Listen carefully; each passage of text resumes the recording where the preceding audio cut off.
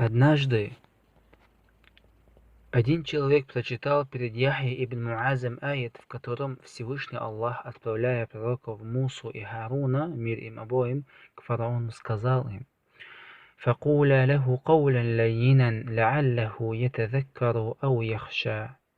То есть это аят в Коране, приводится сура Ат-Таха. Говорите с ним мягко, быть может он, то есть фараон, прислушается к назиданию или устрашится. Тогда Яхья заплакал и сказал: «О Боже, такова мягкость Твоя с тем, кто заявлял: Я Бог. Так каковой же будет Твоя мягкость в отношении того, кто говорит: Ты Бог?» Субханаллах, братья, Аллахи, милость Аллаха безгранична. Ищите же милость Аллаха. Просите же у Него милость Аллаха, субханаху ва тааля. У Аллаха Его милость безгранична.